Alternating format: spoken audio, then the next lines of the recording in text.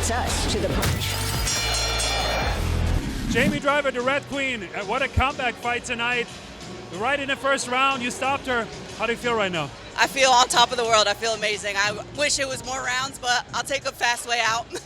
Now, looking back at your last fight, you challenged for the title.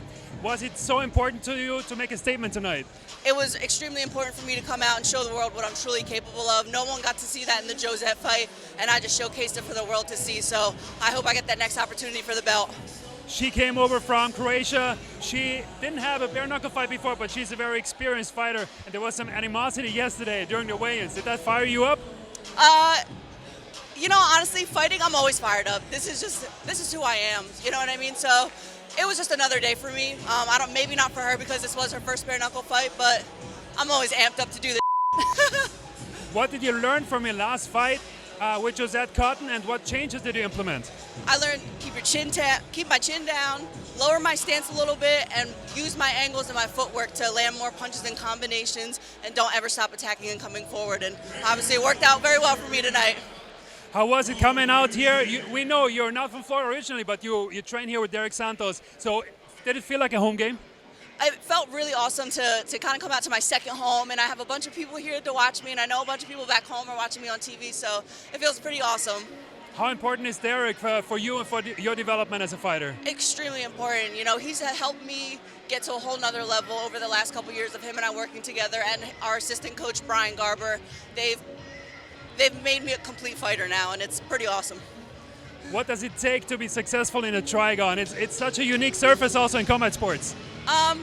It takes nuts, big nuts, and just to have a really strong mental mindset, and just to have the courage, and just, you gotta be a dog. You gotta have that dog in you. If you don't have it, you're gonna get bit, and you saw what happened to her. You just told us in the Trigon up there, you're communicating, you're talking with Josette Cotton. You want that rematch, right? I want the rematch for 147 belt. Yeah, I want that.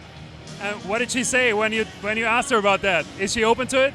I know she's definitely open to it, so I'm hoping now I can talk to the promotion and we can make it happen again. Do you already have kind of a strategy, game plan for that? I do, but I'm gonna keep that to myself. What do you do outside of the ring, actually? When you're not the fighter, what are your hobbies? What do you spend your time with?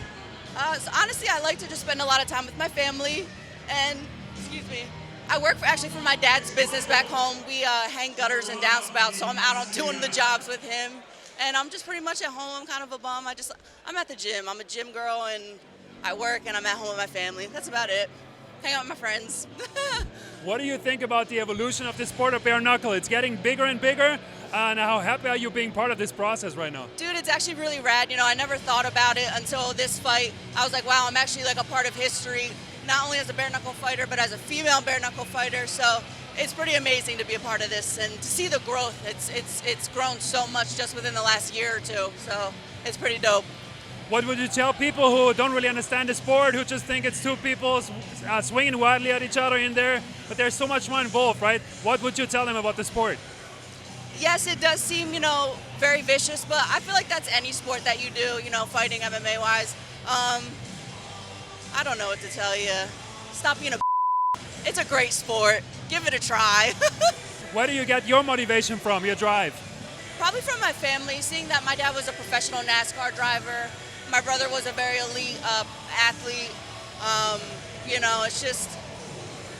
It's just something I've always had inside of me as well. I like to compete. I've always been an athlete, so the competitive nature is just something I've always had. So I just keep it going. And I've noticed that over the years of fighting, I've inspired a lot of other people in the world to, whether it was to fight and compete or just to get in shape and go to the gym.